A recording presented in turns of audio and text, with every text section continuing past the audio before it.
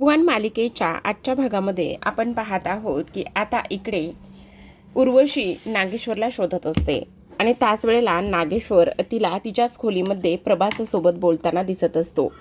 उर्वशी त्याला म्हणत असते, सगळ्या घरामध्ये मी तुम्हाला शोधून झाले आणि तुम्ही इथे काय करताय.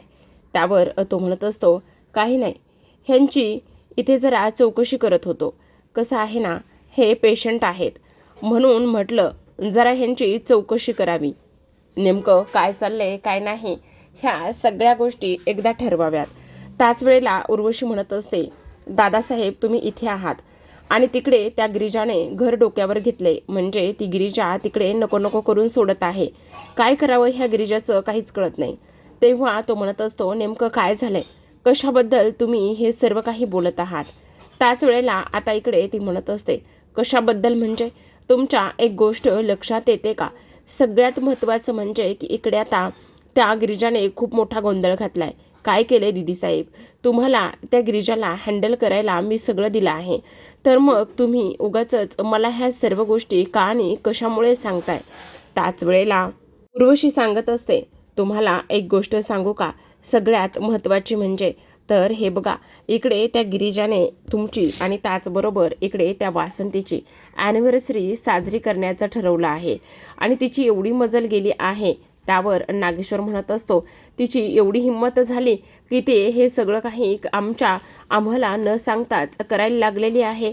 त्यावर इकडे आता तो म्हणत असतो, हो, कारण हे बघा, आत्ता जेव्हा जेवणाच्या टेबलवर आपण होतो ना, त्यावेळेसच त्या दोघांनी ठरवलंय आणि हे रुद्रला माहिती, रुद्रसुद्धा आपल्या आता हातातून निघून चाललेला आहे.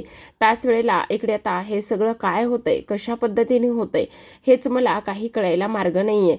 आता हे सगळं प्रभास ऐकत असतो आणि त्याच वेळेला आता इकडे नागेश्वर म्हणत असतो, नाही, आता मात्र त्या पोरीला आम्ही सोडणार नाही आहे. काही जरी झालं तरीसुद्धा त्या पोरीचा अंत करायचंच आहे. ती पोरगी फार शेपारली आहे. तिला आता इकडे तिच्या पायाने गेली तर ठीक आहे, नाहीतर चौघा मिळून तिला बाहेर काढूयात. म्हणजे तिने ठरवायचंय तिच्या 2 पायावर जायचंय का 4 लोकांच्या खांद्यावर जायचंय ते. असं म्हटल्यानंतर हे सगळं काही प्रभासने ऐकलेलं असतं. आता ह्या सर्व गोष्टी प्रभासने ऐकल्याबरोबर खूपच मोठा गोंधळ इथे होणार असतो. दुसऱ्या बाजूला आता गिरिजा किचनमध्ये तिची कामं करत असते.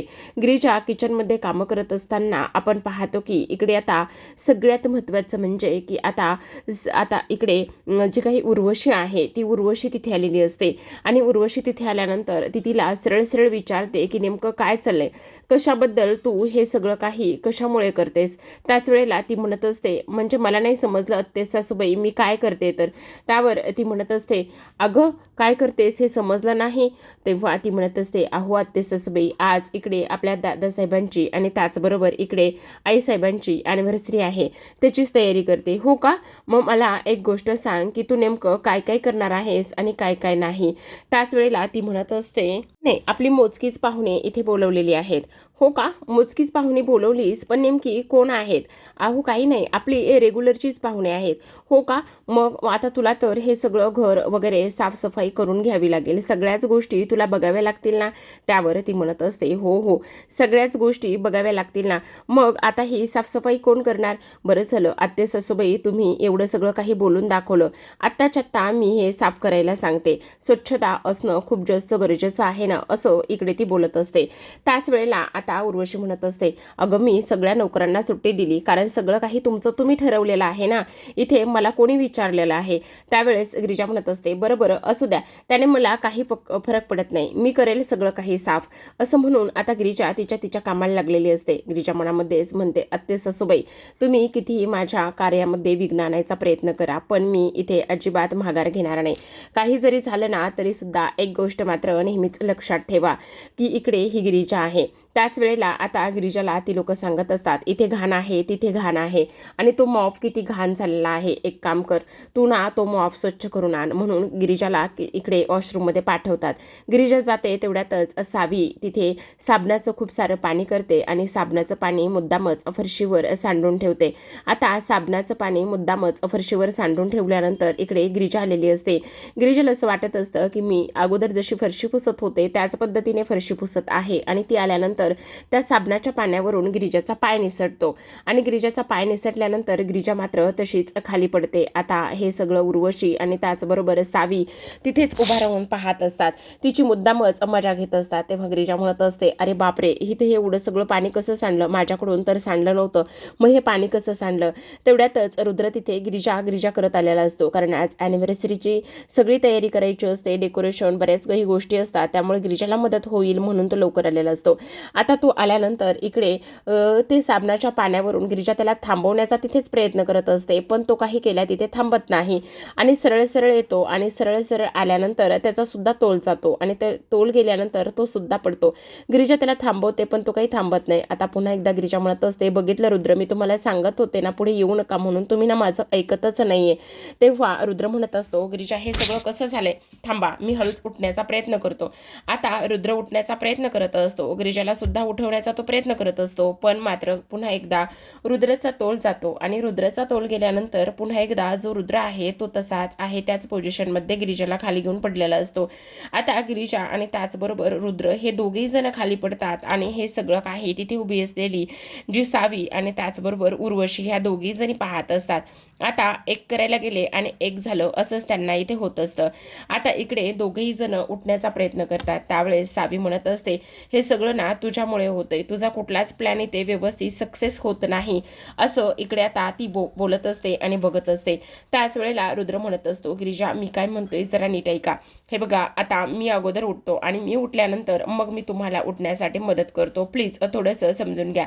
त्याच वेळेला आता इकडे गिरिजा म्हणत असते, बरं बरं ठीक आहे रुद्र, चालेल ना. रुद्रने तिला उठवलेलं असतं आणि रुद्रने तिला उठवून लगेचच पुढे दुसऱ्या बाजूला घेऊन चाललेला असतो. आता इकडे तो तिला सोफ्यावरती बसवतो. सोफ्यावरती बसल्यानंतर इकडे मात्र जी काही गिरिजा आहे त्या गिरिजाला खूपच जास्त लागलेलं असतं आणि दुखत असतं.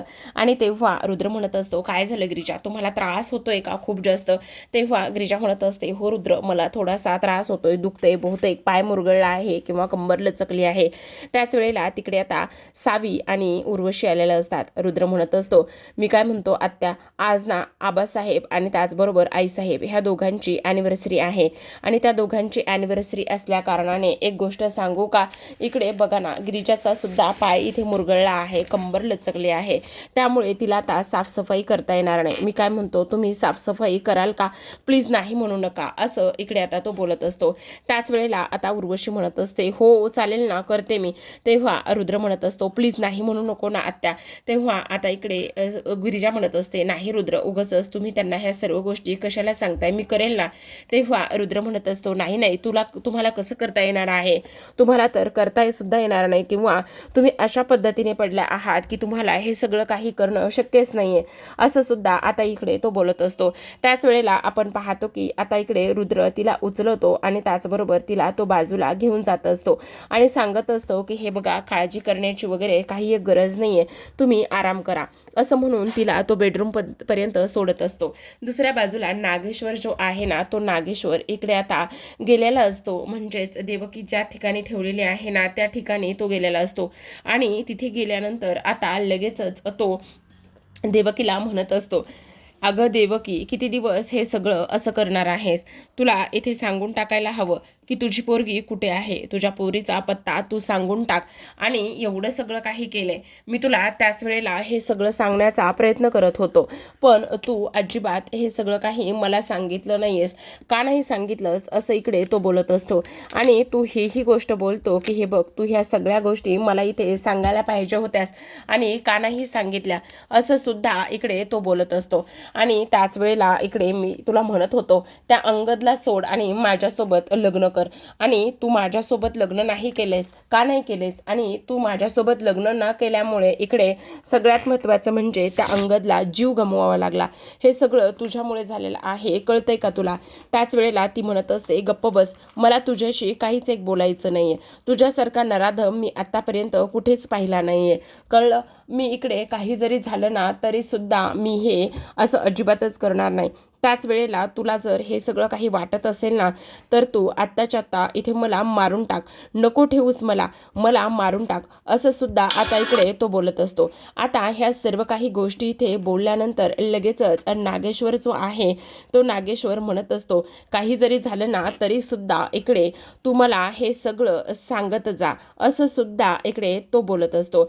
आणि त्याचबरोबर आता तेवढ्यातच त्याला रुद्रचा फोन आलेला असतो. आता तो म्हणत असतो, रुद्रचा फोन आलाय, त्यामुळे इथे सर्वजण शांत बसायचं आहे, समजलं, काहीही बोलायचं नाहीये, कोणीही काही बोलायचं नाहीये, असं इकडे आता तो बोलतो. ह्या सर्व काही गोष्टी इथे बोलल्यानंतर लगेचच आता रुद्र म्हणत असतो, आबासाहेब तुम्ही कुठे आहात?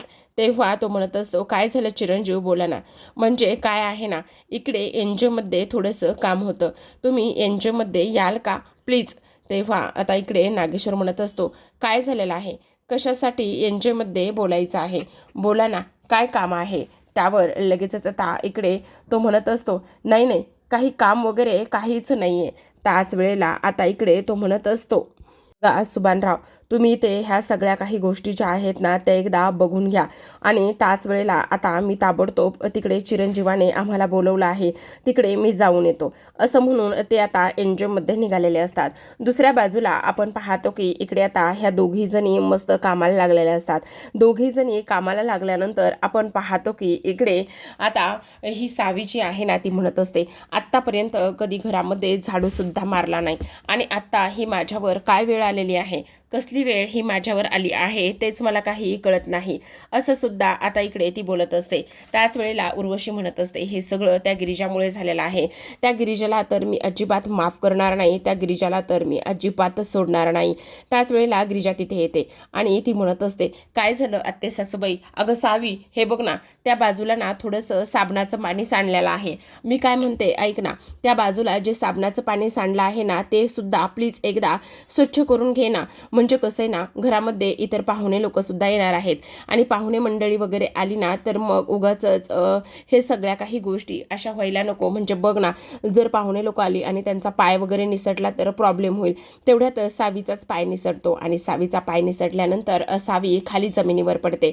आता खाली जमिनीवर पडल्यानंतर लगेचच आता इकडे गिरिजा म्हणत असते, आई ग सावी, खरंच ग काय झालं हे सगळं काही, पडलीस का ग तू? अगं ग ग, असं पडायला नको होतं, कशी काय पडलीस तेच मला काही कळत नाही, असं सुद्धा आता इथे ती बोलू लागते. आता ह्या सर्व काही गोष्टी इथे बोलल्यानंतर आपण पाहतो की इकडे जी काही सावी आहे ती सावी तिच्यावर ओरडत असते आणि तिच्यावर ओरडत असताना आता आपण पाहतो की इकडे सगळ्यात महत्त्वाची गोष्ट म्हणजे काय आहे ना, बघ ना, आता उगाचच ह्या सगळ्या गोष्टीचा कोणालाही त्रास वगैरे अजिबात व्हायला नकोय आणि म्हणूनच मी तुला हे सगळं काही बोलत आहे. म्हणजे पुसशील ना, हे बघ मी पण पुसलं असतं ग, पण काय ना, माझं ना कंबर खूप दुखत आहे आणि मी जर काम केलं ना तर ह्या सगळ्या गोष्टी ज्या आहेत ना त्या इकडे जे काही रुद्र आहेत ना त्यांनासुद्धा ह्या सर्व काही ज्या गोष्टी अजिबात आवडणार नाही बघ, नाहीतर मी कधीच केलं असतं. करशील ना ग सावी प्लीज? आणि तसंही आत्ते सासूबाई तुम्हाला माहिती ना, रुद्रला हे सगळं नाही आवडणार आणि त्याचबरोबर इकडे जर आबासाहेब ह्या वेळेला आले आणि आबासाहेबांनी हे असं पाहिलं तर इकडे मला तर कोण काही बोलणार नाहीये, पण ह्या सर्व गोष्टी फक्त आणि फक्त तुम्हालाच लोक ती बोलतील, असं सुद्धा आता इकडे ती बोलत असते. काय मग सावी, मी तुला मदत करू का काही? नाही, तसंही मला ना डेकोरेशनचं खूप सारं काम आहे आणि माझी ना कंबर फारच दुखते बघ, नाही तर मी सुद्धा तुला मदत केलीच असते, असं गिरिजा म्हणते. आणि गिरिजा असं म्हटल्यानंतर आता सावी म्हणत असते, काही गरज नाहीये तुझ्या मदतीची वगैरे, चल हट आणि जा इथून निघून, असं म्हणून ती तिला सरळ सरळ तिथून जा म्हणत असते. आता इकडे गिरिजा तर निघून गेलेली असते. गिरिजा जेव्हा निघून जाते तेव्हा मात्र इकडे सावी कंबर धरत असते. आता इकडे सावी खूपच जास्त चिडचिड करत असते आणि ती चिडचिड होत असते ती म्हणजेच की इथे आता उर्वशीवर, कारण तिचं असं म्हणणं असतं, ह्या सर्व गोष्टी फक्त तुझ्यामुळे होत आहेत, काय गरज आहे तुला हे सगळं काही करण्याची, हे सगळं तुझ्यामुळे झालेलं आहे. आणि तेव्हा उर्वशी म्हणते, असं काय करतेस सावी, तुला रुद्रसोबत लग्न करायचं आहे ना, मग रुद्रसोबत जर लग्न करायचं असेल तर तू अशा पद्धतीने कशी काय वागू शकतेस तेच मला कळत नाही. त्याच वेळेला ती म्हणत असते, हो का, ते मला कळत नाही, हे सगळं तू बोलतेस पण ह्या सगळ्या गोष्टी तुझ्यामुळेच होत्या, त्याचं काय होणार आहे. असं बोलल्यानंतर लगेचच आता इकडे आपण पाहतो की ह्या सगळ्या ज्या गोष्टी आहेत ना त्या इकडे दुसऱ्या बाजूला वासंती म्हणत असते, मी काय म्हणते रुद्र, हे बघ ऐक ना, मला आता घरी जाऊ दे ना, म्हणजे मी अशी इथे किती वेळ थांबणार आहे. तेव्हा रुद्र म्हणत असतो, आईसाहेब हे बघा, अगदीच मी तुम्हाला घरी पाठवणार आहे, पण अगदी थोड्या वेळात, आत्ता नाही. तुम्हाला थोडा वेळ इथेच बसायचं आहे, इथेच थोडा वेळ एन्जॉय करायचा आहे, समजलं. असं सुद्धा आता इकडे ती बोलत असते.